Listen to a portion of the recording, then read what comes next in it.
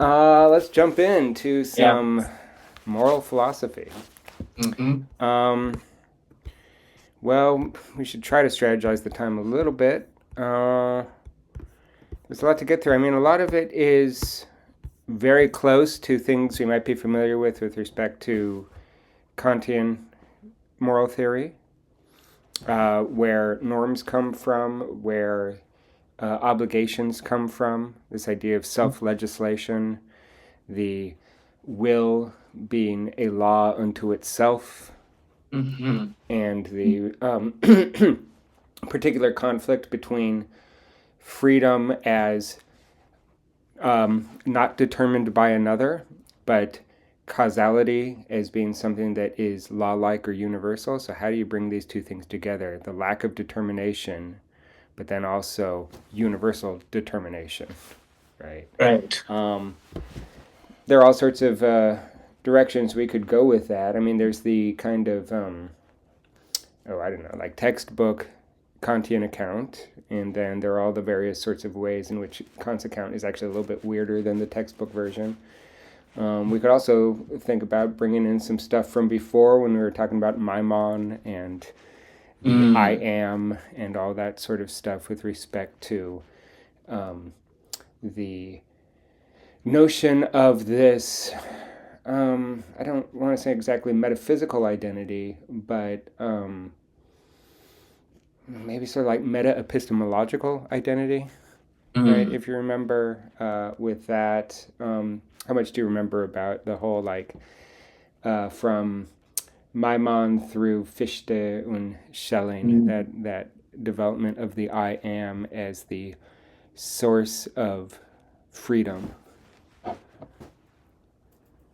Right.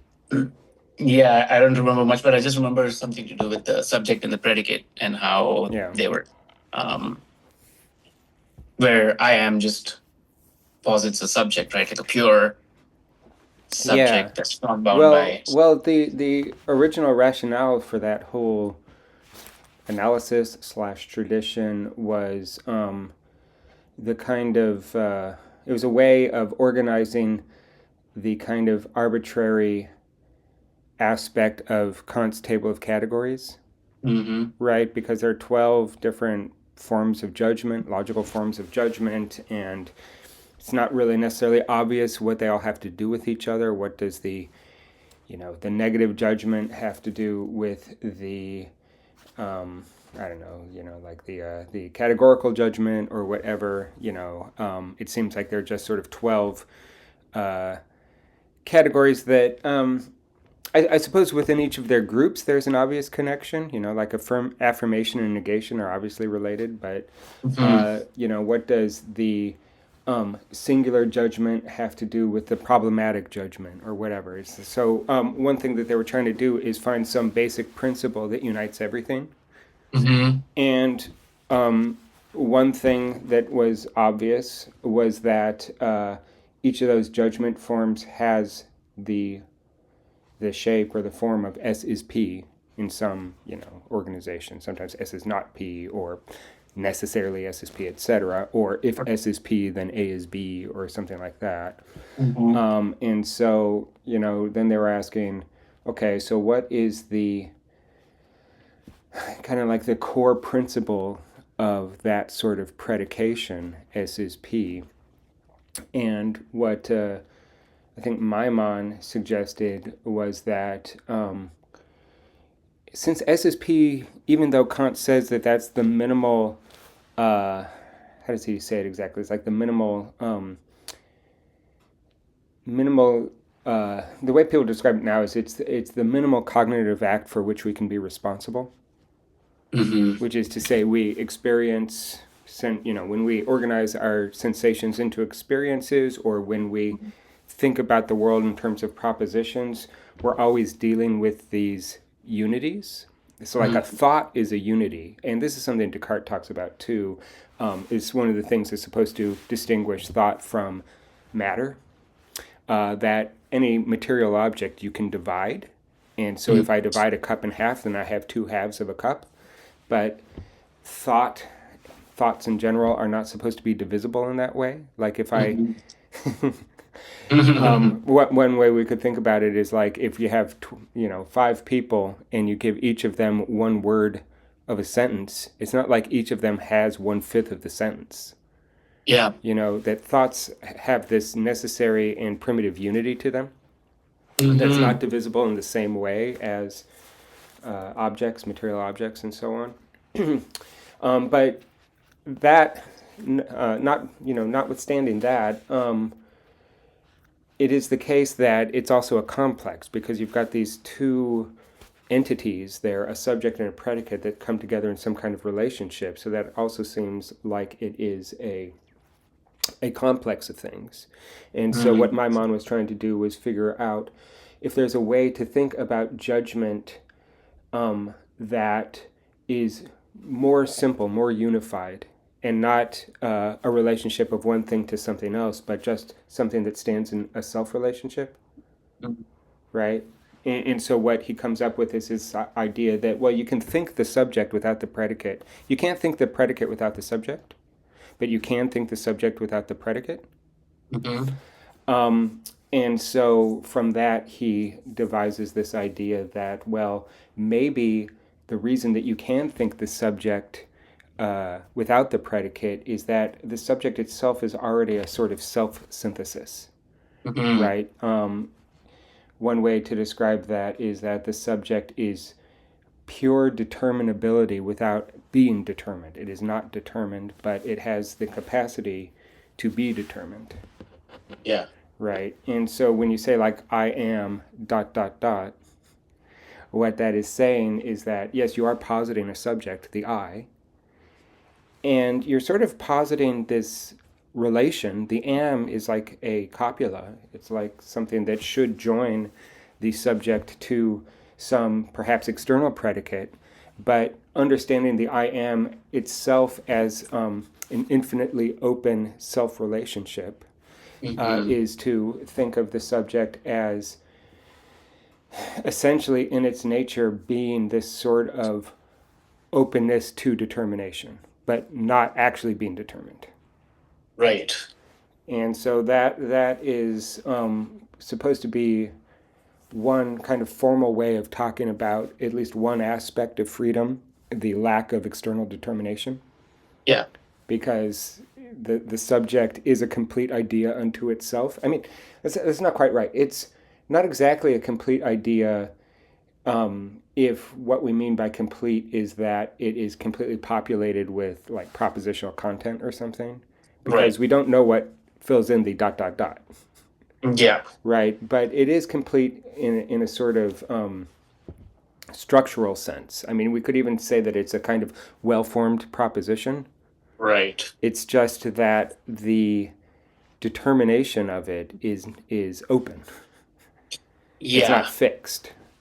So is this like, would you say that's like, I mean, she brings up empty formalism at one point where um, the way we're talking about is like in terms of its form, but without like content, Yeah, right? I mean, one thing about that which is problematic is that um, at most, at that point in the analysis, we've only established a lack of determination, which corresponds to what is sometimes called negative freedom, which Mm. is just you can't tell me what to do. But we haven't established the positive aspect of that. We don't know yet what we should be doing, Mm-hmm. right? Mm-hmm. And so that's where Fichte and the idea of the I am as an imperative comes in, Mm-hmm. right? That since it's in our nature to be sort of infinitely open in this way, as pure subjects, um, we have to realize our nature, right? It's like it's um, to a certain extent you can see this again as another sort of formulation of that imperative to become who you are, Yeah. right? Because our nature, even at this very basic, abstract, kind of just formal level, is to be infinitely open such that, we could determine ourselves in some way. But the specific determinations we've chosen, in other words, in Korsgaard's jargon, that would be the specific practical identities, have not Mm-hmm. yet been chosen. That's not really Mm-hmm. part of the I am dot dot dot dot, right? The practical Mm-hmm. identity goes in the place of the dot dot dot, Right. right? But the nature of the subject as this sort of um, self-referential synthesis or self-referential, it's in self-relationship, is to be undetermined from outside, Mm-hmm. but because of its infinite openness, it sets itself the project of determining itself, Right. right? Uh, and this is one of the things where, if you remember, we talked about how it's fairly strange to say that an essential property of what it means to be human is to have this imperative that can never be actualized in a finite world. Mm-hmm. Right? Because that's something Fichte says. We continuously approximate to a sort of perfect freedom and infinite freedom, but since we're finite, we never achieve that. At least not in this world. Mm-hmm. It forces us to posit another world in which that imperative could be satisfied. Mm-hmm. And in Kant's terminology, that would be a postulate of reason. It wouldn't be something that we know exists.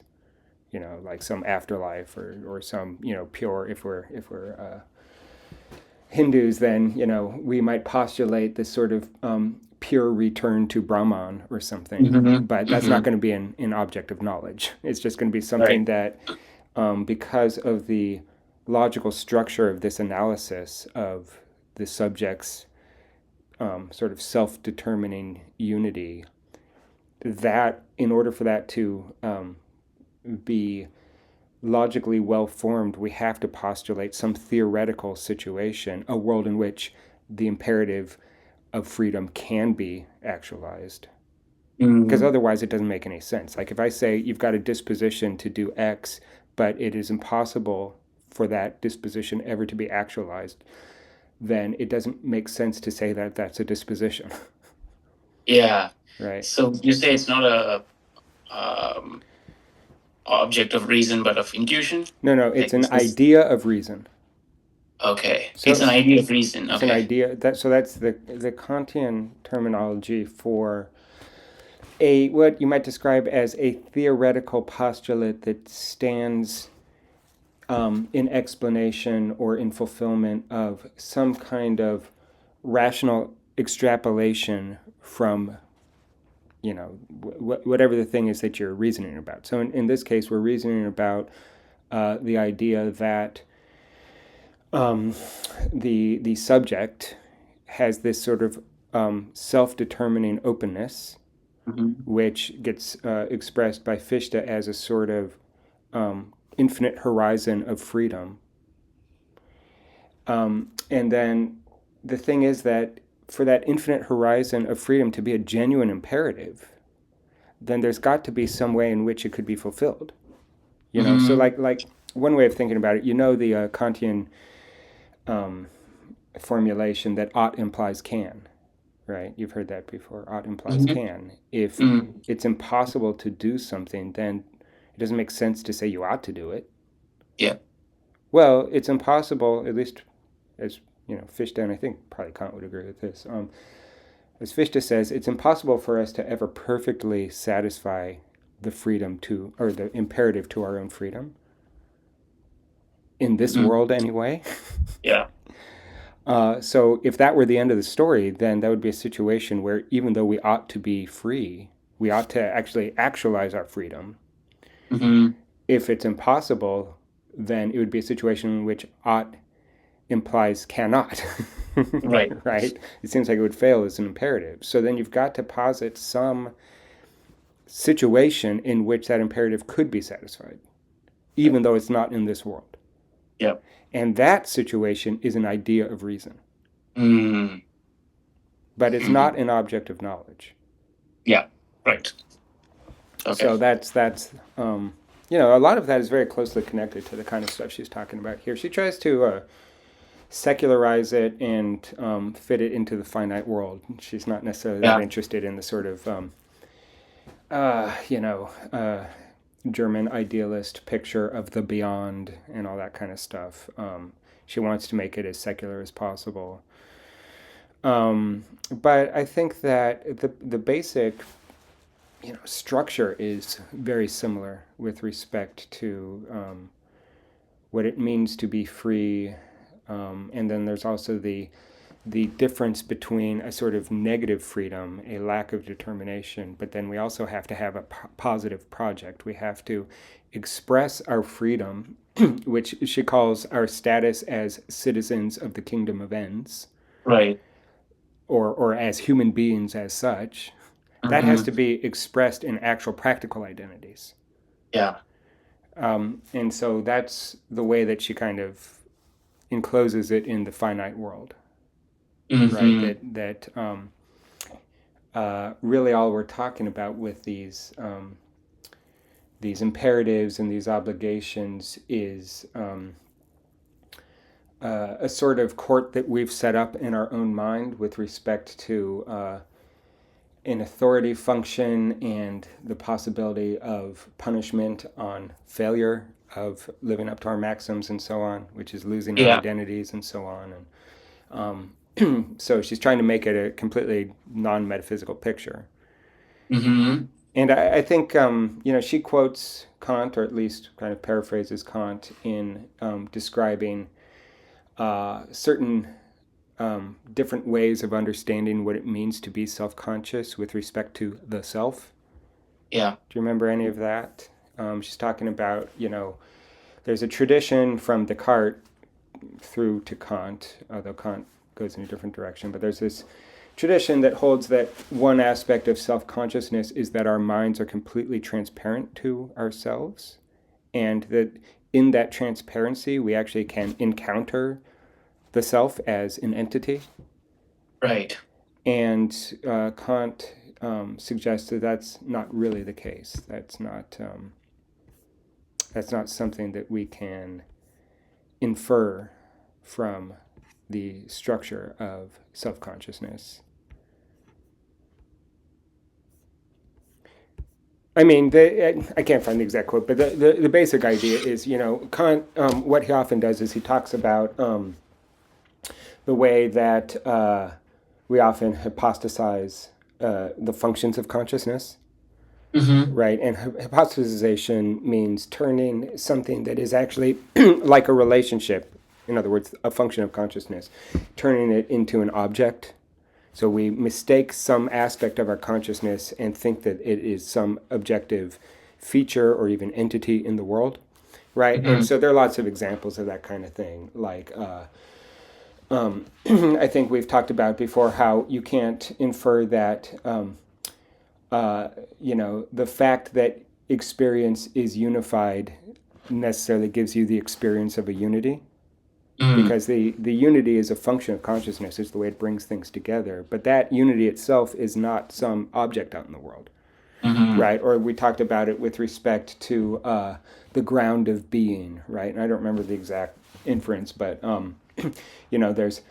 there's something about the way that consciousness divides objects of the understanding, right? Objects of knowledge, in order to produce, new inferences and that kind of thing. And that function of division, that's something that is like it's a function of consciousness. It's a power of consciousness. But then the hypostasization of that would be, well, okay, so we go back, try to bring divisions together into higher order categories until we get to some category that we can't divide or that we can't synthesize any higher. And that's a function of consciousness, but then in the tradition, that often gets hypostasized into something like God, the ground of being. Mm-hmm. Right. And she thinks that Kant is saying the same thing with respect to the self. When we talk about self-consciousness, it's not that there's like an entity inside us that knows itself in that way, at least not necessarily. It's that consciousness has this sort of recursive structure to it, right? Mhm. Which is self-reflection, right? Thinking about your own thinking. Yeah. But the recursive structure, that's a function of consciousness, but the recursion itself is not an entity, the self, Mhm. right? Mhm. It's simply sort of like a formal attribute or a formal relationship that consciousness employs in processing information, etc. But then Right. we shouldn't hypostasize that. We shouldn't reify it into some kind of object that is deep within ourselves, our pure absolute self, or something like that. Yeah. And I think that's probably one of the ways that she tries to avoid the metaphysical picture, right? Because, so like, one of the things that leads to Fichte's metaphysics, perhaps, is this idea that the I am really is some deeply fundamental entity, right? It's not just a formal property of consciousness, Yeah. right? And so, if you were to think of self reflection, that kind of recursive structure, as nothing other than a kind of formal function of thinking, of information processing, and so on, it wouldn't really make that much sense to say that that process has to fulfill its nature, Hmm. right? Because it is fulfilling its nature just by virtue of the way it works. Yeah. So there's a kind of naturalistic um, basis here in Korsgaard that's not shared with Fichte, because for Fichte, that kind of recursive, self-referential, self-synthetic aspect of the pure I am is actually like an entity that I suppose has to fulfill its nature, or you know. Can issue imperatives to itself. She would agree that we issue imperatives to ourselves, but I think I don't know. Actually, it's kind of complicated now that I think more about it, because like on one level, the picture from Fichte seems to be a kind of uh, almost like a virtue ethics, right? The I am, the pure I am, and its sort of free nature is like our telos, Hmm. right? It's what we need to live up to in order to be excellent people. And Yeah. she seems to agree that there's not really anything wrong with thinking about uh, the self consistency of Hmm. moral reflection as issuing, uh, at the very least, issuing obligations on how not to act, Hmm. right? Because one of the things she says is that really what happens is that we think about our motivations. Maybe I'm hungry, I want to eat, or maybe I want people to like me, or I have this moral impulse to act in a certain way, or whatever. And then we think about those motivations, and we either affirm them or deny them.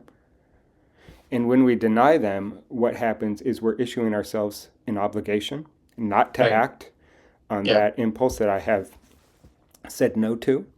Yeah. And if I say no to an impulse and yet I act on it anyway, then I'm at risk of losing whatever identity was bound up with that obligation, Right. right? And so, yeah, we can issue imperatives to ourselves, although here they all seem to be negative imperatives, right? It's like Mm. she says that if you say yes to an impulse, then it's a reason for acting. Hmm. So I guess maybe that's a positive imperative. If you say no to an impulse, then it's an obligation not to act on it. Yeah. In any case, it seems like that shares the structure of the I am in Fichte. But I think what's different is this idea of the I am only being satisfiable in a beyond, in some world beyond, right? That's what's different, because for Korsgaard, I think that those obligations and reasons that reflective endorsement issues, those can be satisfied pretty directly in our activity relative to whatever identity we're considering ourselves under. Mm-hmm. right? It's not like they have to be satisfied in some beyond. It's not that it's some sort of uh, you know incomplete system or something like that. There's not that same element of the absolute openness or the absolute infinite non-determination Mm-hmm. that you get in Fichte. And I think it's probably because Fichte, he was a theologian. He wants to save some world beyond the material world, right? He wants to Yeah. keep heaven as a possibility, basically, right? Yeah. And so I think he builds into his analysis this idea that um, the the sort of self-referentiality of the I am can only be satisfied in some other world, not in this world.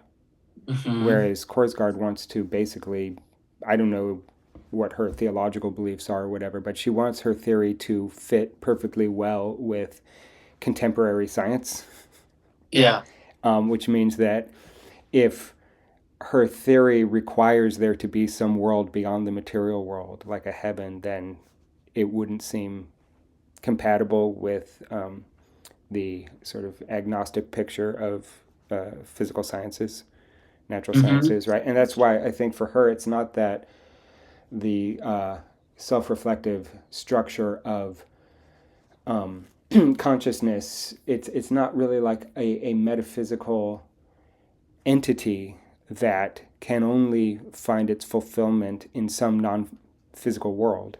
It's just a biological adaptation, Yeah. right? The fact that there are organisms like human beings that think in this way, and that certain things follow from that with respect to how they act, but that can be completely compatible with a biological picture that says that that's just a chance adaptation. It doesn't have to have this metaphysical aspect to it. Mm-hmm. Yeah. I mean, thinking about value and specifically value in itself, Mm-hmm. um, it seems like this self-reflection or even just like I am, you could just say that, well, yeah, that just has value in itself. And you could just like stop there and just say that, like, I mean, it doesn't need to go beyond that, um, right? In order for it to be like intrinsically valuable or something. Well, you're talking about on the Fichte picture, on the picture from Fichte in German idealism, that it can be intrinsically valuable, or are you talking Yeah. more in Korsgaard's terms? Um,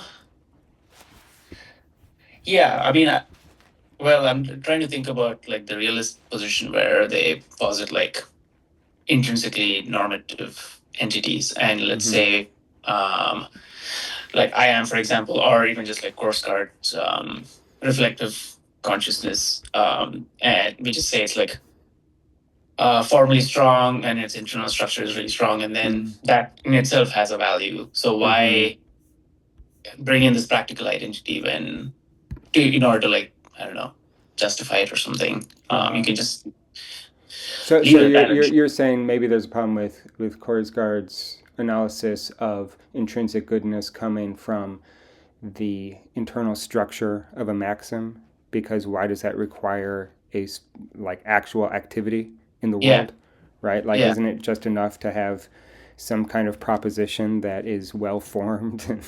yeah. I think it's one thing I gathered from what she was writing is that she could have been a little bit more clear about um, intrinsic goodness, because it seems like it's not just the structure, it's the elements that are structured in a certain way, Mm-hmm. right? And that wasn't really clear from the chapter where she's saying, no, the intrinsic goodness comes just from the internal structure of the maxim.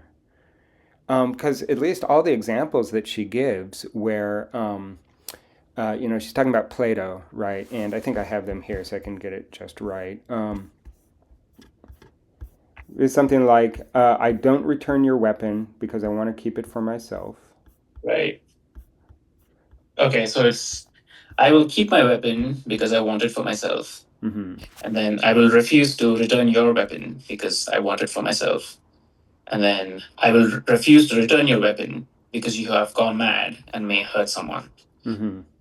and I will keep my weapon because I want it for myself is good, and I will refuse to return your weapon because you have gone mad and may hurt someone is also good. But two, taken by itself, I will return your weapon because I want it for myself is bad. Mm-hmm. Um, But but he's there, saying that yeah. So I mean, I guess one thing that we could gather from that is that the structure can't really be independent of the content, right. right? Because it's like, well, why is the structure of number two bad? And it has something Mhm. to do with a conflict between the antecedent and the consequent of Mhm. the sentence, right? I mean, refusing to return your weapon doesn't gel with because I want it for myself, right? But the actual form is just, I mean, the form is more or less the same in each. It's I'll do some action for some reason. So it's not just the internal structure because the internal structure seems basically the same. Although I suppose we could say that with two and three, there's a composite action because really what Mhm. you're doing is refusing to do another action. Mhm. Um, so maybe two and three don't have the same form as one, but two does have the same form as three. Mhm. Then what she says is um, maxims two and three have the same actions. In other words, refusing to return a weapon. Mhm. But they have different reasons. Yeah. But that I don't understand why that's just the structure. Isn't that the content? Right. The reason is different content. Mhm. I guess it's not just the structure because it sure looks like two and three have the same internal structure. Right. Unless we Refusal. unless we're saying something about what we know about the content that it conflicts on Right. either side of the word because. But Right. that's not something we get just from the structure. We have to know something about the content Yeah. of myself and you, right? It's your weapon, but what does that have to do with myself? Yeah. Right? Whereas my weapon fits with myself. But that's because we know that my is on both sides of the because as the content, Yeah. right? And then with three, um, I mean, it's actually kind of interesting. With three, we have you on both sides of the because. With Mhm. one, we have my on both sides of the because. And with two, we have different content on either sides of the because. So I guess maybe one way we could talk about it in terms of uh, some very, very general structure that doesn't really capture the detail of these sentences. But one is kind of like A then A, two is Mhm. kind of like A then B, and three is Mhm. kind of like B then B. And both one and three are tautologies, but two could be false. Mhm. That's just because I'm looking at the pronouns on either side of because, Oh, I see. right? And Oh, I so see. maybe from that we can get that there's different structure at work. And the Mhm. reason that two doesn't work structurally is that it's not a tautology, at least on that very, very general level. Mhm. Whereas one and three are almost tautologies because, I mean, they're not exactly, when you start to look at the actual content, they're not tautologies. But the reason that two might not work is that there's a conflict between my interest and your interest. Right. Whereas with one, it's my interest relative to my interest. And with three, I'm not sure if, I suppose with three, it's your interest relative to both your interest and other people's interests. Mhm. Because it's, Mhm. one thing that I might mean by saying I'm not going to give you your gun because you're crazy is I'm afraid you might kill yourself. Yeah. Right. So maybe we can see there that there is a difference in the structure between Mhm. them. Um, Even so, it's fairly hard to go from that really general analysis to the inference that some of these are good maxims and some aren't good maxims based only on the structure. Right. It seems like the content is pretty important. Right. I also tried to figure out if there's a way Yeah. to keep the content the same in some of these sentences and um, change the structure. Okay. Um, so some of them sound kind of weird, but like if I say I will keep myself because I want it for my weapon, that doesn't sound very mentally healthy, but okay. Yeah. I don't know if there's a logical problem. Number three is kind of interesting, though, if we think about it this way. And here I think that, well, I don't know, maybe it's ambiguous. I'm going to read it. So I had to change the words a little bit so that they made grammatical sense, but I replaced the word refuse with prevent. Okay. Because essentially, refusing to return means I'm preventing the return of your weapon, Mhm. right? So Mhm. I will prevent your going mad because I want to return your weapon. That doesn't seem like it's a problem. Mm. Like, I might have reasons to want to return your weapon, and they may be because I don't like weapons, or I don't have enough space to hold your weapon in my closet, or whatever, and I want to return your weapon. But I know that if you go mad, I can't return your weapon. So then I can try to prevent you going mad because I want to return your weapon, Ah. which is Mm. interesting. So if you switch around, well, I don't know. I mean, if we're doing that kind of very general analysis where it's kind of tautologous, because, I mean, Mhm. it isn't really tautologous, but, there's no obvious conflict between the interests in number three, then maybe either side could be switched, no problem. Mhm. Mhm. But if I say,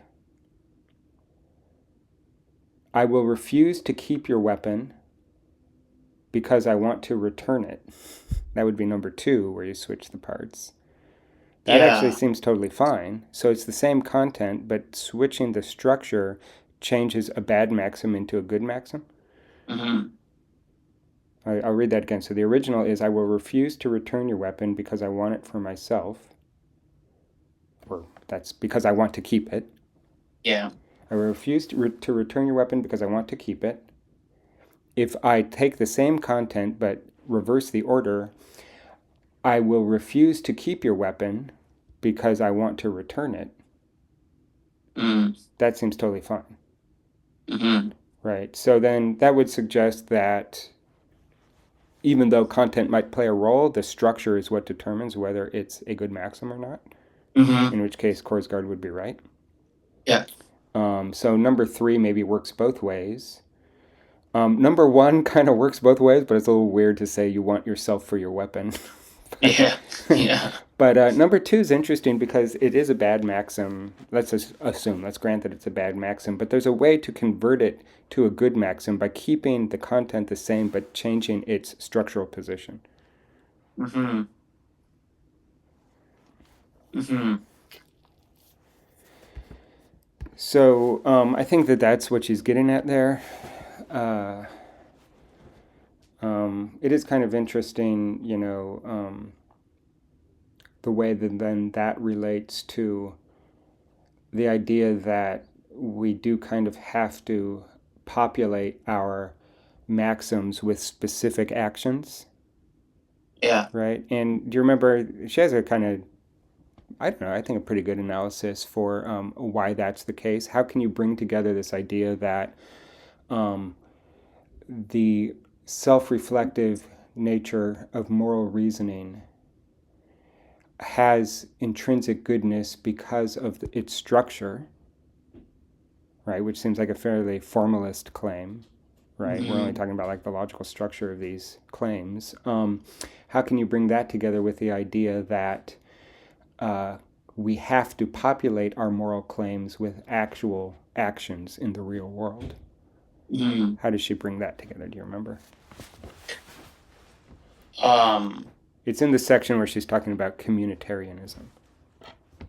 Yeah. The uh about like recognizing first and foremost ourselves as human and starting having that as like the foundational.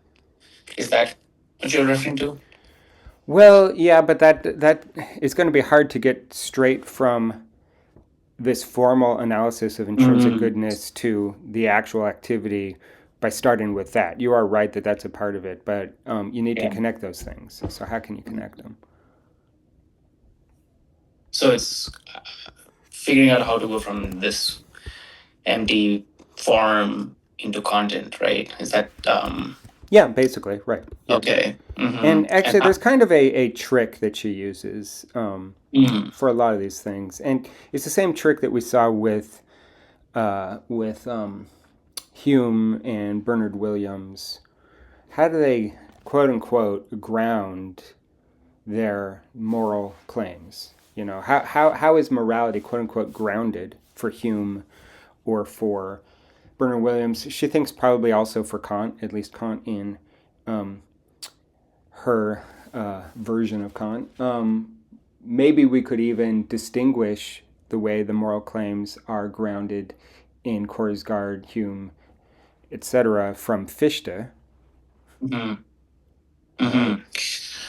So if I don't know if you consider like lower animals or something that just act on their perceptions and desires, Mm-hmm. uh, they're not. They're just being. They're performing conscious activities, but they're not being conscious of them or Mm-hmm. about them, Yeah. right? And so, as humans, we have this ability to reflect upon our own Mm-hmm. desires and wills. So, and then we can come up with reasons for doing something or not doing something. Um, Yeah, just and to keep it closer to her vocabulary, it's not that we come up with reasons. It's, I mean, it sort of is, but that self reflection can either yield an affirmation of what we're reflecting mhm, about or a negation.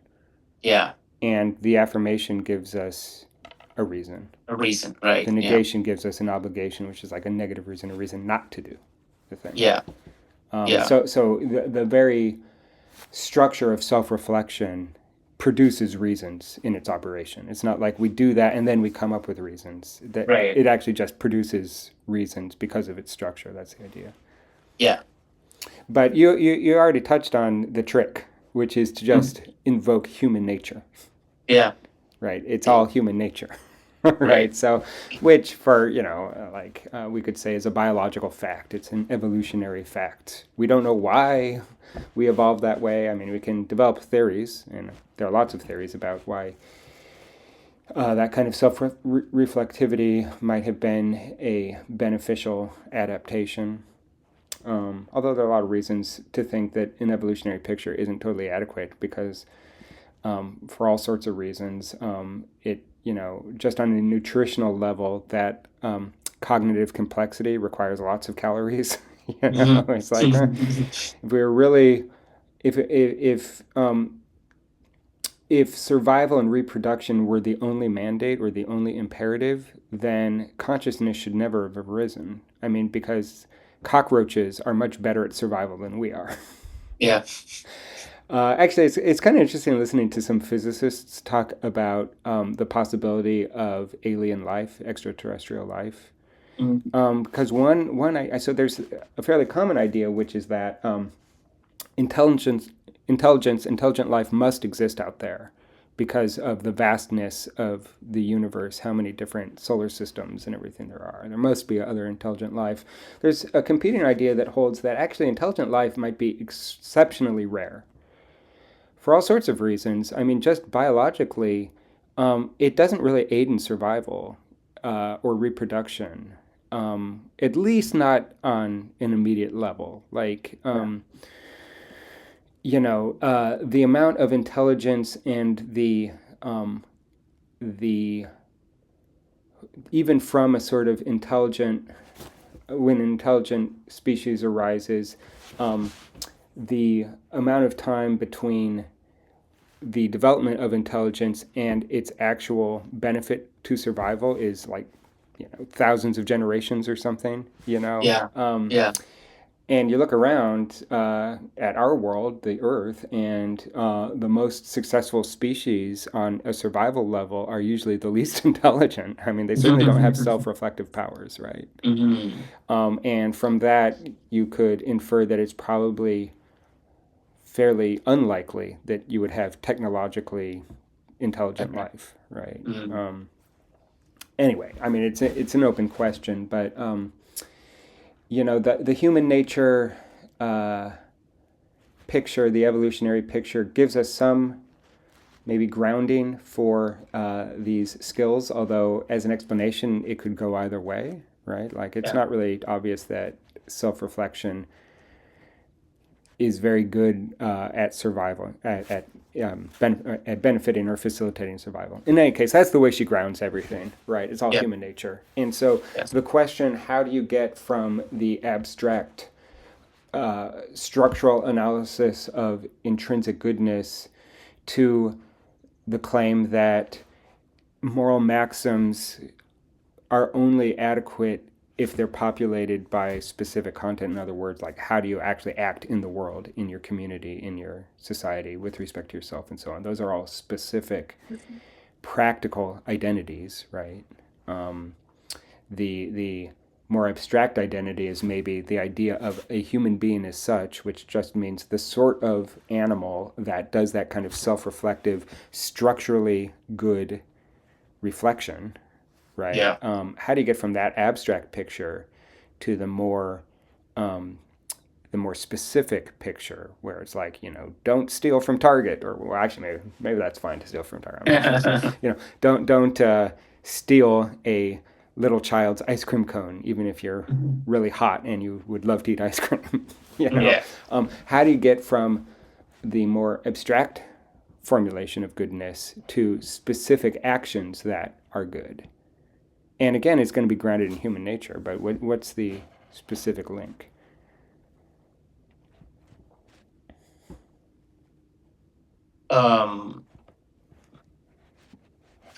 That we are citizens of Kingdom of Ends. Well, right? Well, you're still coming at it from the opposite direction, right? Your Okay. conclusion, well, I'm not sure that your conclusion should be that we're citizens of the Kingdom of Ends, because that's kind of the starting point, in a way. I mean, being a citizen of the Kingdom of Ends is already a little bit more specific than just the kind of structural analysis of intrinsic goodness means you have some kind of consistent self-referential structure in your maxim. Yeah. Right? Yeah. Okay. Yeah. But what we want to figure out, so like maybe the citizen of the Kingdom of Ends is kind of like in the middle ground, and then the more specific version of that, the more concrete version of that would be you're a high school football coach that is also like, I don't know, all the various actual practical identities that we have. Right. How does that work if the goodness isn't based on the content? Right. Right. It's not based on the fact that helping others is an intrinsically good fact out in the world. The intrinsic goodness comes from the structure of the maxims, but then how do you get from that formal analysis that doesn't seem to have anything to do with actual things you should or should not do to the picture of morality where it's like, and that intrinsically good structure is expressed anytime we act in a certain way in our actual lives. Right. And what does it have to do with human nature? It's a really simple trick. That's why I call it a trick, because it seems like it's going to be a complex analysis, but actually it's really, really simple. So the question is, how do we go from that formal structure of, let's say, a good maxim, and then to action, individual action? Or are you asking how do we go from that to action that is culturally specific? Right. So we're going really from like a thin conception to a thick conception. How does that thin to thick transition work? How's it grounded in human nature? Okay, so this has nothing to do with willing the maxim as a universal law, is it? Well, it could. It could. I think there's a more direct way to get there, and it has to do with so like the communitarians, which is a communitarianism is a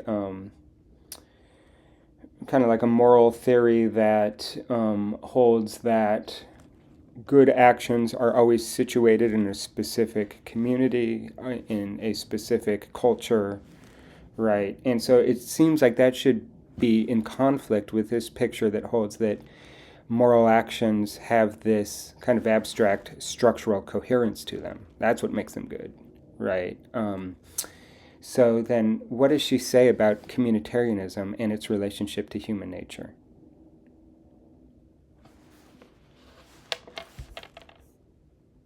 Um, yeah, that it um, profits the society, right?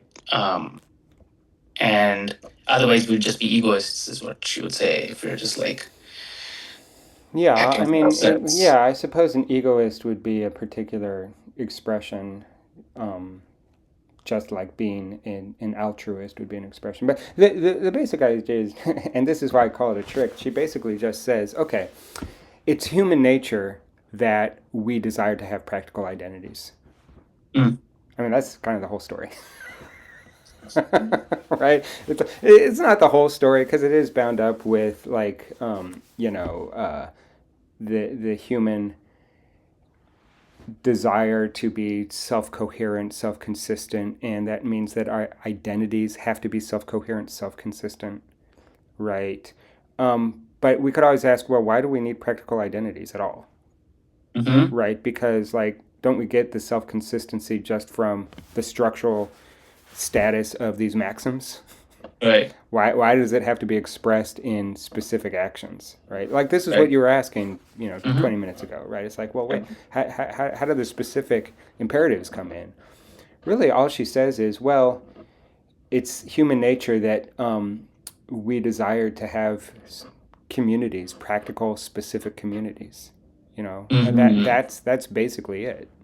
Mm, And she's able to connect it to the structural stuff because those practical identities have to be self-consistent. But again, the question is, but why do you need the practical identities at all since we already have the consistency? And then she says, human nature. mm, hmm.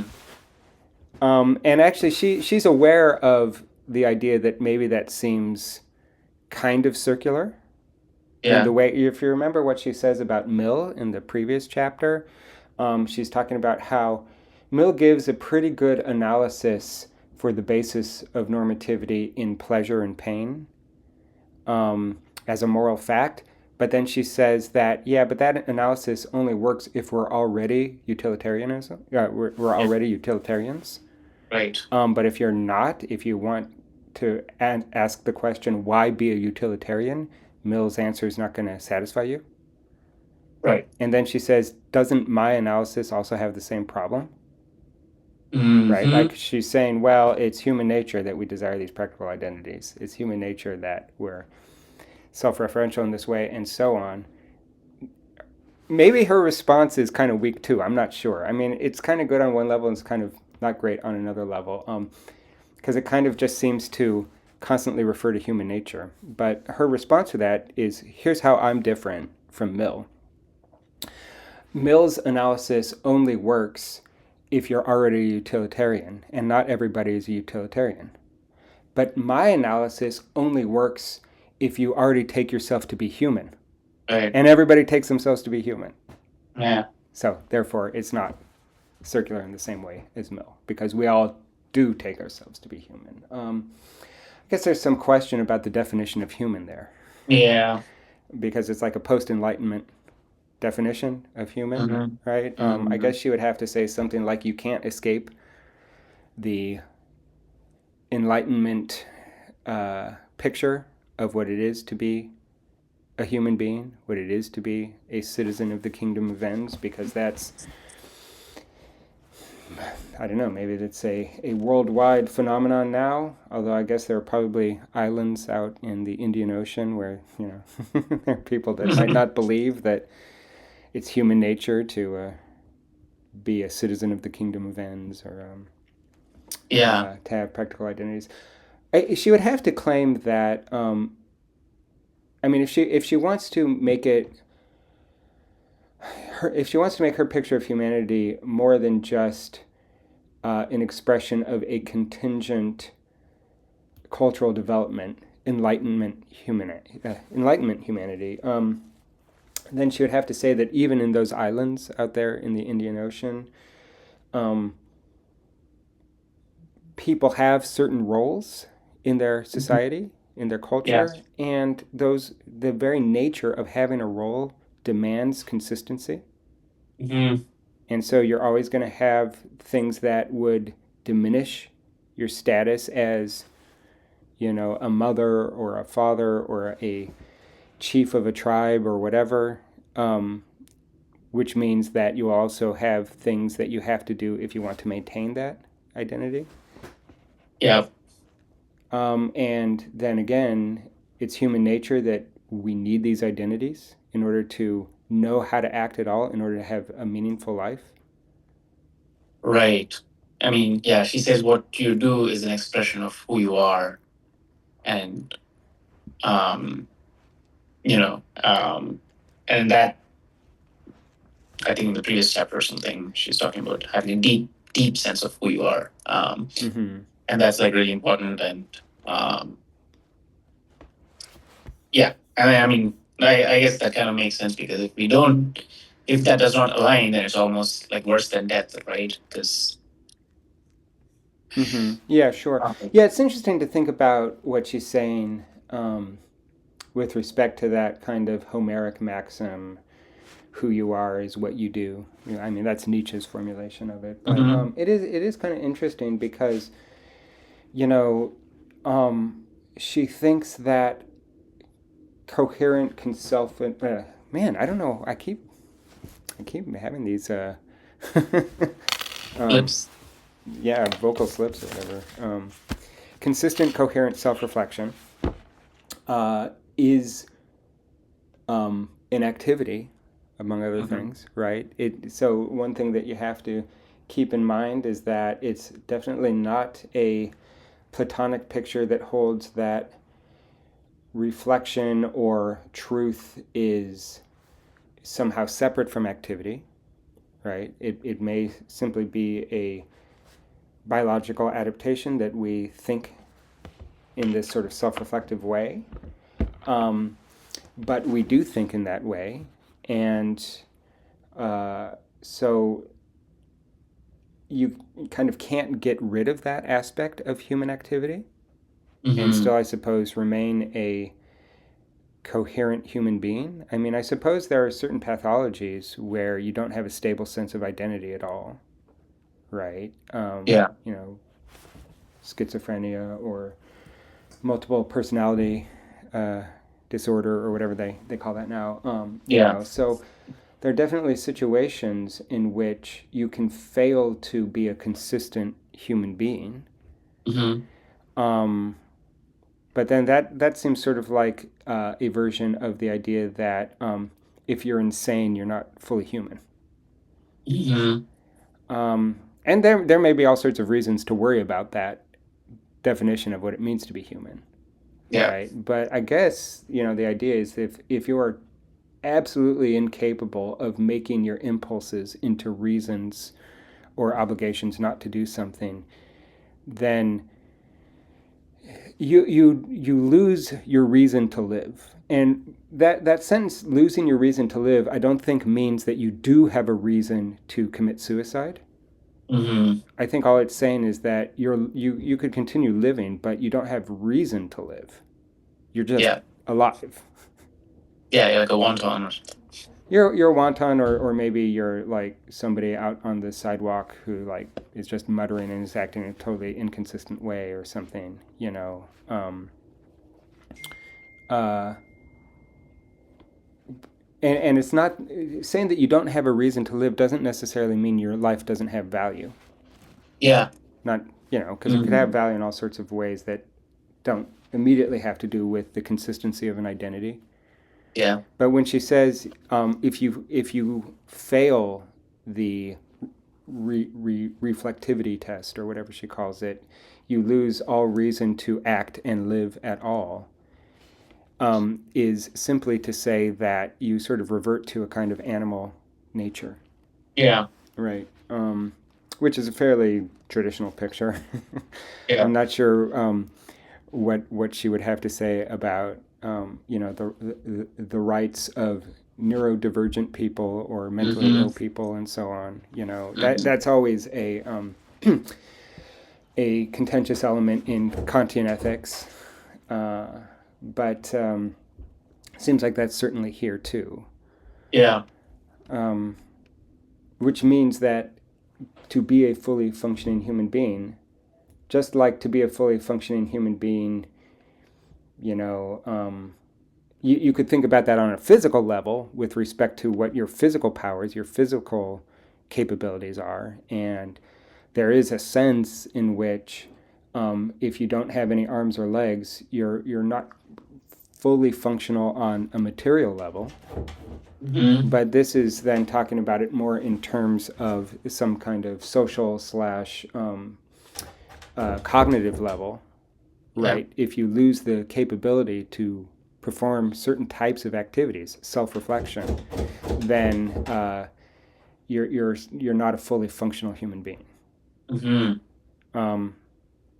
Yeah, I mean, I think that follows more or less directly from the analysis, Yeah. and then we might want to raise questions about the ethics of mental illness and that kind of thing.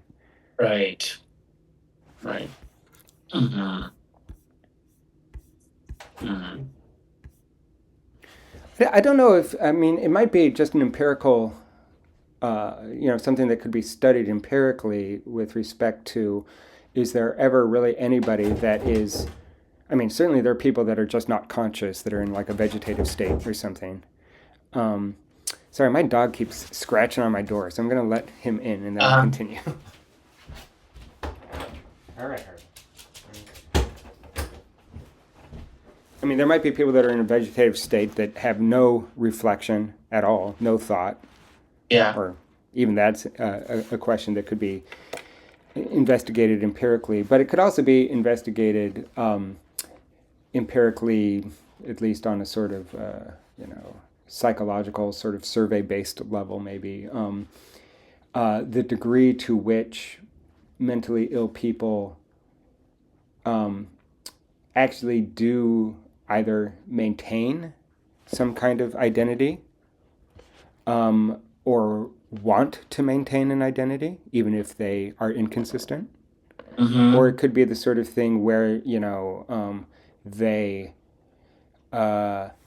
idealize a certain type of person and act to be like that. So, like if you have like an eating disorder, for instance, right, which is fairly Mm-hmm. benign compared to schizophrenia, perhaps, but you have an eating disorder. Well, really, that is completely bound up with your identity, and even if you're completely inconsistent, like now you starve yourself, and then the next day you eat 10,000 calories, and you keep going back and forth. It seems kind of inconsistent. Um, it's actually a battle between different idealized identities, right? Mm-hmm. And then there's the question about whether it's good to idealize a certain picture of beauty or something like that. But it's not completely separate from the desire, at least, to have a consistent identity. Mm-hmm. And so I think maybe what Korsgaard could say is that there is no mental illness, and this could be open to investigative study, but there's no mental illness in which the contours or the structures of identity formation and maintenance completely disappear. Mm-hmm. Um, People can be deluded, right? People can not reason correctly or something like that, but it seems that identity maybe always is some fundamental feature of human self-consciousness. Yeah. Um, in which case, it's not that mentally ill people would lose rights, because if the rights are somehow derived from their status as beings that want to maintain a stable identity, but maybe simply are not very good at consistency, Mm-hmm. then there would be ways to help them, just as there are ways to help people that don't have any legs. Yeah. But it's not that they have less rights. Yeah. Um, or maybe they would have a few less rights if they're like a danger to other people or something like that. But Hmm. I think that's how she'd probably have to respond to the objection from neurodivergence and that kind of thing. Yeah. But she really has to, I think, always kind of double down or always come back to this idea that there is some stable definition of human nature that we can Right. appeal to. Yeah. And that's how she grounds everything, as far as I can see. Right. Yeah. And then she grounds like moral identity uh, as the root or the most foundational, and then the other practical identities kind of rely on our moral identity. Yeah, yeah. So, yeah, how does that work exactly? Why does she say that the kingdom of ends, our identities as human beings as such, are prior to our more specific identities? Yeah, I think it Yeah. has everything to do with what I was saying about, how even in these really limiting cases like mental illness or whatever, or being on an island in the Indian Ocean, there's still this basic structure of a desire to, an appeal to a consistent identity. This sort of consistency is something you find everywhere, Yeah. right? So I think that is what she's appealing to. That basic kind of almost thin aspect of really just structural consistency Yeah. is something that is entailed in the more specific identities. Yeah. Um, so that if you lose that, if you say to yourself, um, I'm only going to treat my friends well, but not everybody else, Hmm. then th- I don't know. I mean, I guess her claim is something like you can consistently treat your friends well and consistently treat humanity, the rest of humanity, poorly, but there's got to be some internal contradiction in that structure. Is it Yeah. possible to only treat your friends well consistently and be consistent about it and yet treat the rest of humanity unfairly? She says it's inconsistent, but why is it inconsistent? Because you can't will that as a universal law, because if others were to do the same, then your friends could be in that category of other human beings, right? That's true, Um, but then you wouldn't be the one mistreating them. I wouldn't be the yeah. Um, mhm. By the way, I don't have an answer to it. I'm trying to figure it out too. Well, I mean, I think what she says is when you reason, over desires or whatever, and you ask yourself if you ought to do this or not, you're already placing value um, on your actions, and that's where like morality comes in just in that act itself. Mm-hmm. Um, One thing she says, so we can get straight to this, it's towards the end of the chapter, and in my outline, it's under relationships, community, and moral conflict. mhm. Um, I'll just kind of go through the outline, what I put together here. Friendship and morality are structurally similar, but they can come apart, right? So treating your friends consistently well is structurally similar to treating all people well consistently, because they both involve the virtues of charity and respect.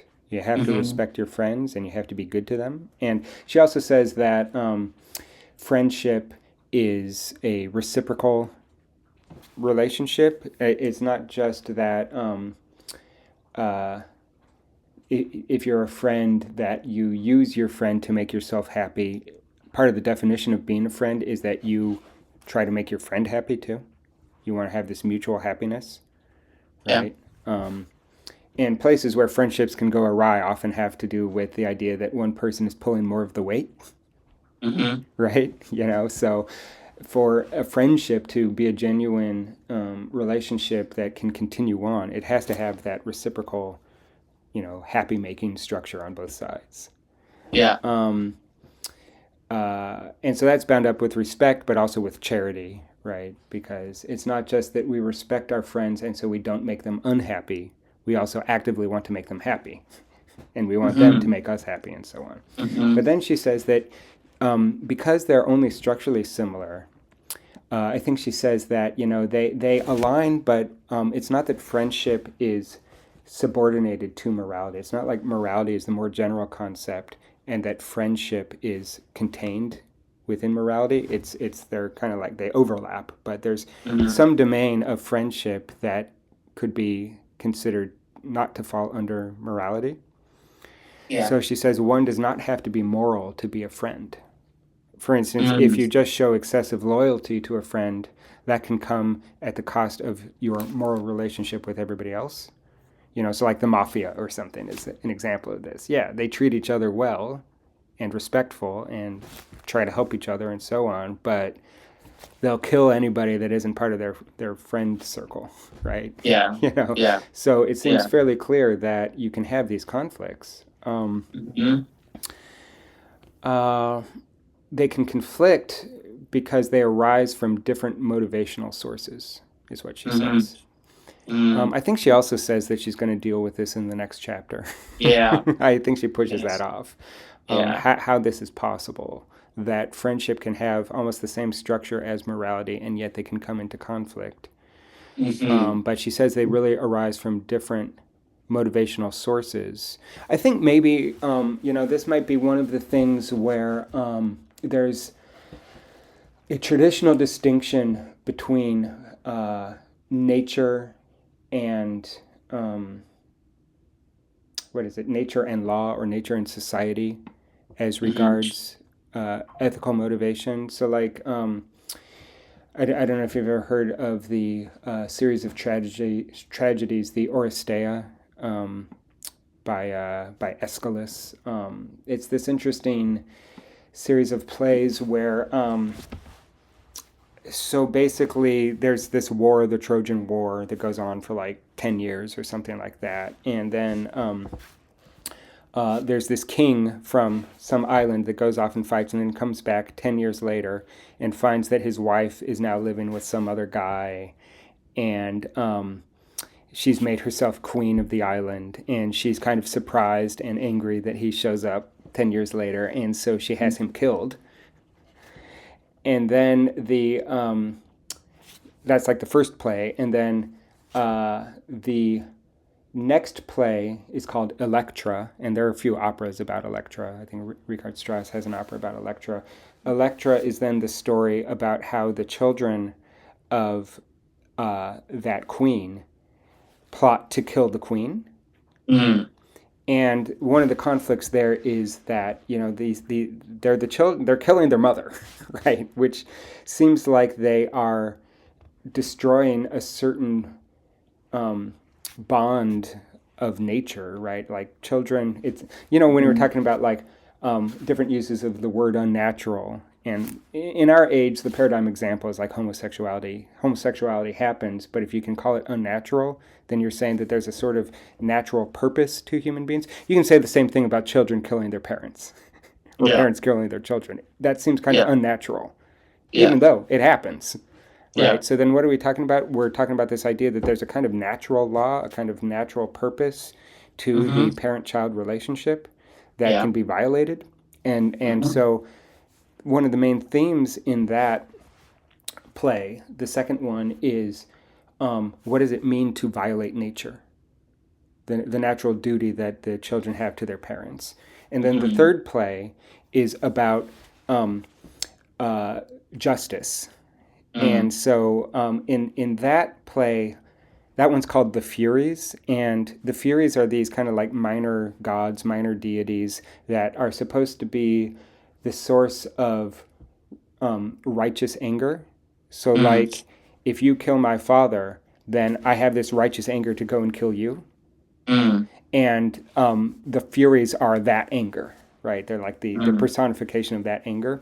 And the whole uh, topic of that play is the conflict between this kind of natural law between, say, parents and children, or law understood as vengeance, where you killed my father, now I kill you, towards the development of a legal system where Mm-hmm. now justice doesn't mean that you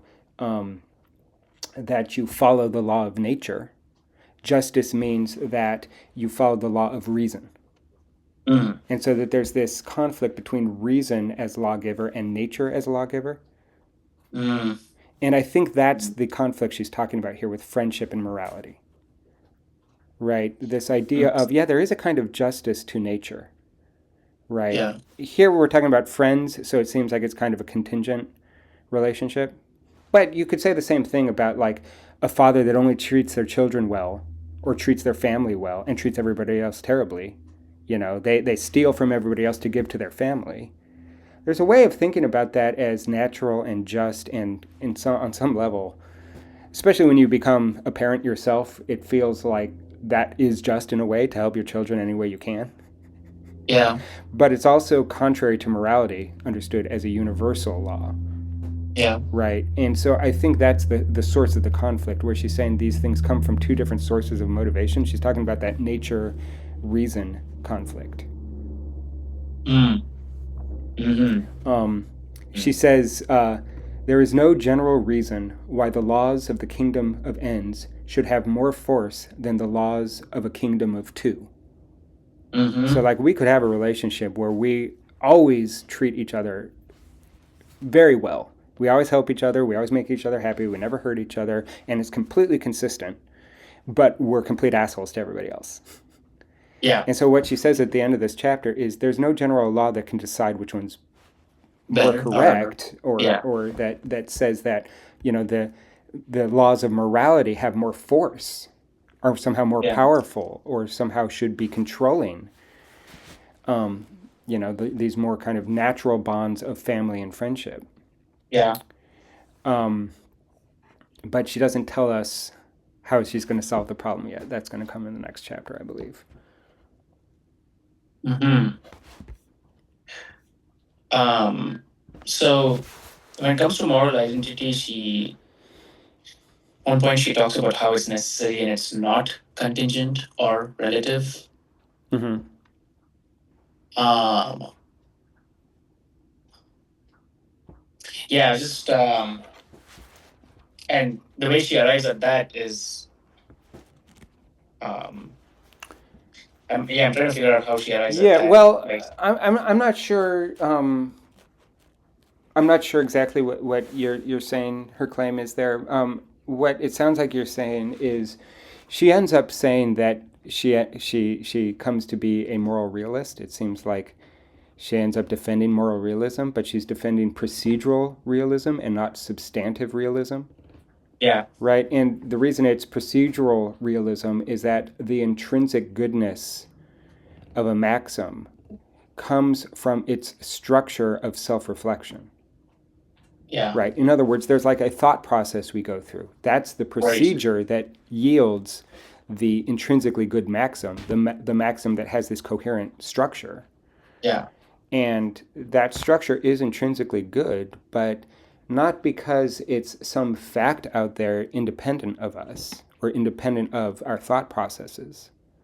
Right? It's not a natural fact in the way that pleasure is a natural fact. Mm-hmm. But it's intrinsically good because of its structure, which means that its goodness comes out of a procedure. Yeah. Yeah, and it's not substantive in the sense of a substantive fact out there, Right. right?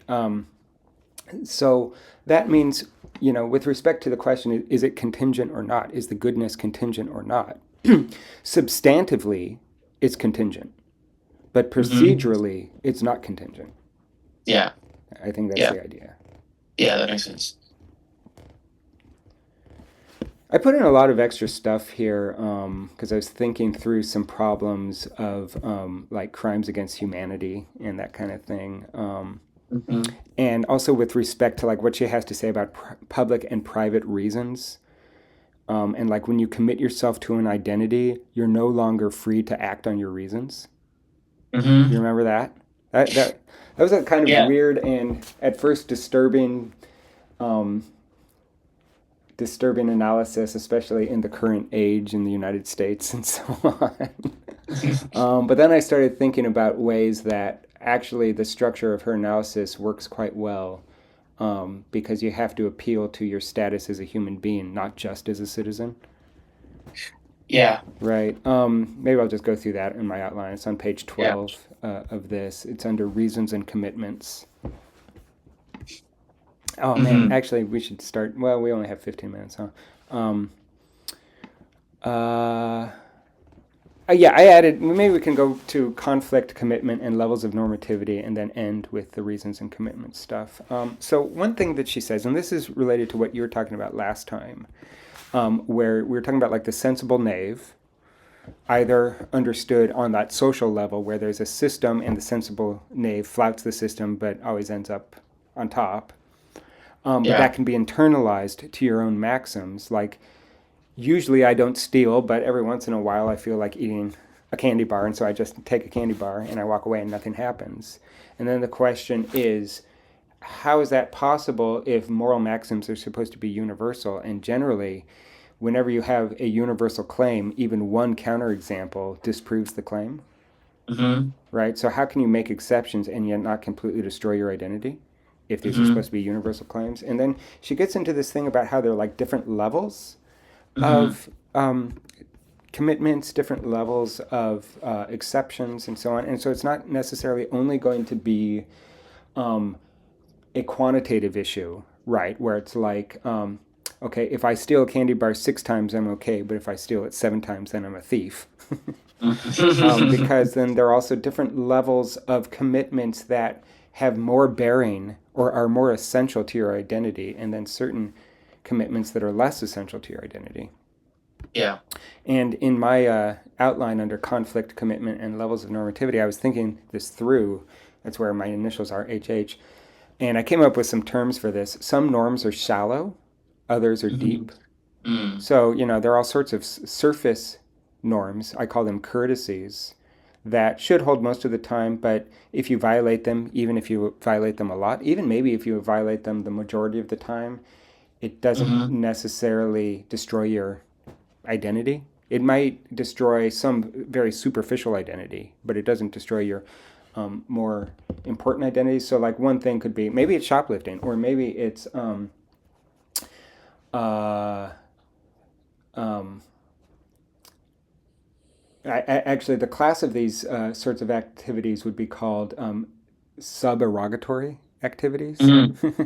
An erogatory activity is an obligatory activity.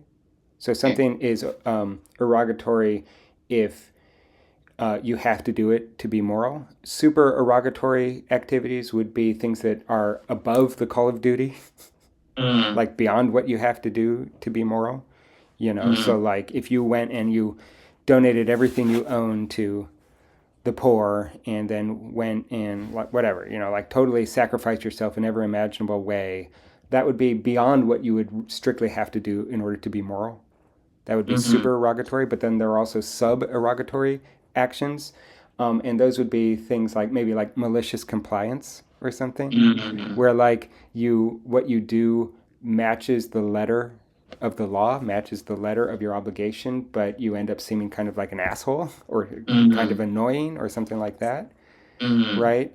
So those would be like the surface level here, where you can be an asshole but still be moral, Yeah. right? And you're flouting some of these more superficial norms, like, don't steal might be a maxim, it might be an obligation. But if I'm stealing from Walmart, maybe that's not so bad. I don't really destroy my identity as a human being. I might look like a lowlife. I might look like somebody that you don't really respect or that seems like an asshole or is annoying, but I'm not necessarily losing my moral identity or my Mm. practical identity as a father, as whatever my job is or whatever, right? Then there might be middle level, and I call those social mores, and those are the more kind of typical moral questions we ask ourselves, like should I cheat on an exam, or um, let's say I have a child that breaks the law, and then I have to decide should I turn them into the police or not. Depends on what the crime is, I guess. But that's kind of the normal territory of moral deliberation. And then there Mm-hmm. are the deep level where I talk about it in terms of really atrocities, and these could be one-time acts that redefine the self. There was some movie or some stand-up comic or something who it's like, I might steal candy bars from Target, but that doesn't make me a bad person. But you rape one child and suddenly you're a pedophile. Sounds like Louis C.K. to me. Maybe it's something like that. Yeah, exactly. Right. Where it's like, yeah, there are certain actions that one exception makes you a different kind of person. Yeah. Right. And maybe we assume, uh, beneficence or goodness by default, because it's hard to think of situations where, like, there you do one good thing, and Uh-huh. and And you're therefore it changes your, maybe, I don't know. I mean, it seems like if I'm a pedophile, and then let's say I'm a pedophile, and then the next day I rescue a child from a burning house, I'm still a pedophile, right? Even though rescuing the child might have been supererogatory. It's mm-hmm. I wouldn't be immoral if I didn't risk my life to save the child, right? Or even if the events were reversed, like let's say you first saved the Yeah, child, then you became right, a person. exactly. That maybe happens more often, right? Because yeah. So like they're a hero. Maybe, well, I don't know. I mean, if you're a normal person, you're not considered a hero. So maybe there Mm-hmm. are certain identity changing good actions too, right? Um, it seems like the identity changing bad actions have more force than the good actions, though, Yeah. right? I don't know. I guess it depends. Like, there's that movie Schindler's List, right, where like he's a terrible person who like basically raped his employees and stuff, but he also saved some people from the Holocaust, and so he's this flawed hero or something. Yeah. Anyway, the point is that there are these different levels. So it's not just the pure quantity; it's also the quality of the activity. Um, but also the strength of the obligation or the level of the obligation is bound up with the depth of your identity. Yeah. So I said this already. Like if you are just kind of, if you violate the surface level, you're just an asshole, but you're not a bad person. Whereas if you violate the deepest one, then you are a bad person. Yeah. And then I was thinking about how this gels with certain Christian ideas, which I think Mm-hmm. are significant because Kant is often taken to be someone who secularizes and rationalizes Christian ethics. Because one of the things in Christian ethics, and this has to do with the tradition that holds that faith is incompatible with reason, Mm. that they're not the same thing. And this is something that's there in Kant when he says that um, I wanted to limit knowledge to make room for faith. Mm. Right? Limiting knowledge about God, we can't prove that God exists. God can't be an object of knowledge for us, but we also can't disprove. We're limiting knowledge. We don't know one way or the other, but that leaves room open for faith in God. Mm. But the thing Mm. about Christian morality is that it holds that all sins are equal. Mm. There aren't different levels of sin because, Mm. we are completely cut off from perfection. And so, Mm. since we're cut off from perfection, it doesn't matter if we're just slightly bad or really bad. We're always imperfect, Mm. right? And so, the only way you can be perfect is through faith, by Mm. all this kind of stuff. And so then it seems that it's kind of interesting. There is a kind of conflict here, right? Because if we're holding that there are different strengths of violation, right? So Yeah. that certain things are just worse sins or worse crimes, then it seems like it's in conflict with the tradition that Kantian morality comes out of. What else do I say? Any violation? Well, one way to think about it also then is that really what Korsgaard is doing is not trying to be an apologist for Christian ethics. She's trying to develop a secular ethics that fits with the intuition that not all crimes are the same. Yeah. And Uh-huh. the thing is that the Christian idea that all sin is basically equally bad is not Mm-hmm. really is not a maxim that you can really turn into law in a practical way in society, because then it would mean that if you execute murderers, you also execute jaywalkers, Yeah. right? And that Yeah, that that's interesting. I'm reading this thing where you talk about violating surface courtesies, uh-huh. where you're an asshole but not evil. But it seems like in the Christian, in terms of Christianity, even if you violated any of these surface courtesies, you're evil. Well, yeah, I mean, the idea is that we're evil by default. Yeah. That's one way of looking at it. I mean, evil, we're fallen by default, I guess. That's like the Christian idea, right? Yeah. Because we used to be friends with God in the Garden of Eden or something, and then we made some mistakes, and so when you talk about the fall of man or the fallen world or something, it's this idea that the world isn't perfect.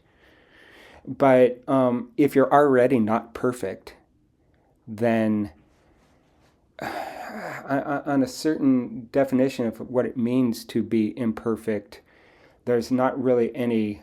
I'll say it this way: if I'm already imperfect, then being slightly imperfect or really imperfect are just differences of degree, but not of kind, Yeah. right? And so the only way that you can be perfect is to be different in kind, Right. right? But we are not perfect, So there's this idea that, I mean, one way to look at it is, I think there's a Monty Python or a Saturday Night Mm. Live sketch or something where Hitler tries to sneak into heaven, Mm.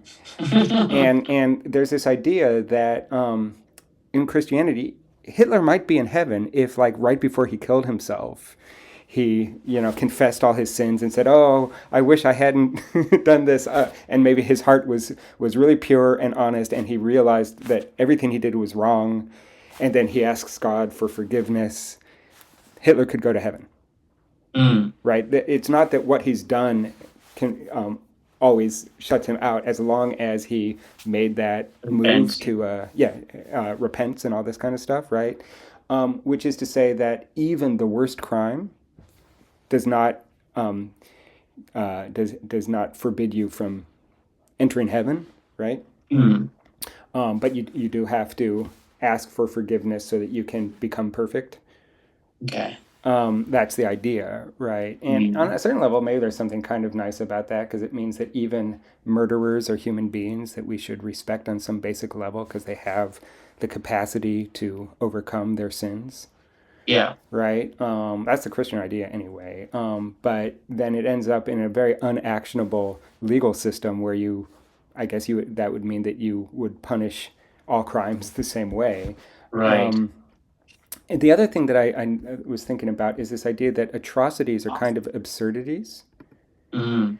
And you can think about it this way. So on a certain level, what we're saying with the humanistic ethics that does not hold that all crimes are the same is that whatever the crime is, there's some way to remedy the crime with respect to the logic of the legal system. Mm-hmm. Remember how before I was saying with Hegel and the infinite judgment, let's say you are in court and you have to argue, maybe you're on trial for something, you have to argue that you're innocent, right? And then or anyway, you're arguing for yourself. Then the opposing lawyer says, oh, this person did X, Y, and Z, and we think they're guilty because of this, and they give this logical argument for why you're guilty, Mm-hmm. and that there are two ways to negate that. You remember? One is to stay within the logic of argument and refute what they said, Yeah. or the other thing is just Oh. to shoot them. Yeah. Yeah. Yeah. Right? And so the infinite judgment was supposed to be this situation where the negation is not just of the terms of the logical Right. system, it's a negation of the logical system itself. Right. And you can think of atrocities as that kind of thing. So one of the things we said is that crime, on Hegel's analysis, is like an infinite judgment. It's a crime to shoot the judge. Which is to say that if I commit a crime, it's like I am saying that the legal system is bad, but I'm not giving an argument for why it's bad. I'm just trying to destroy it. And atrocities can be thought of as the same way, except on a much higher level, because the thing about crimes is if we think that they can be remedied by a legal system.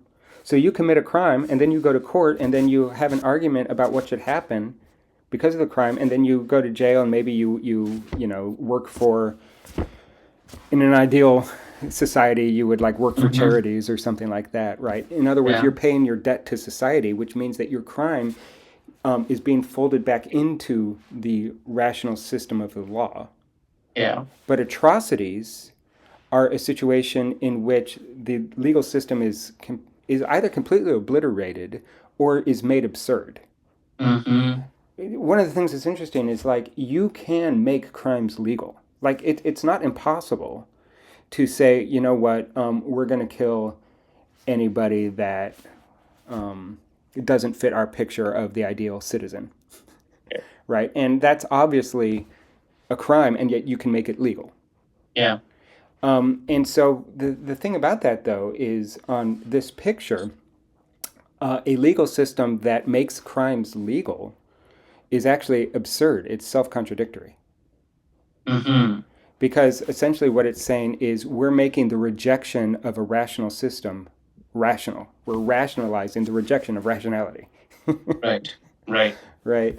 And so I should get going here. Yeah, sure. Okay. Yeah, sure. I have this meeting at Fry. Yeah, At 11, I heard about that. Yeah. Well, we but can I'd like to get together maybe next Tuesday if we can free. do that and just stay on the same chapter. There's a couple things, also because I need time for the next chapter. But Okay. that sounds good. Okay. All right. Yep. See ya. All right. See you. Bye bye.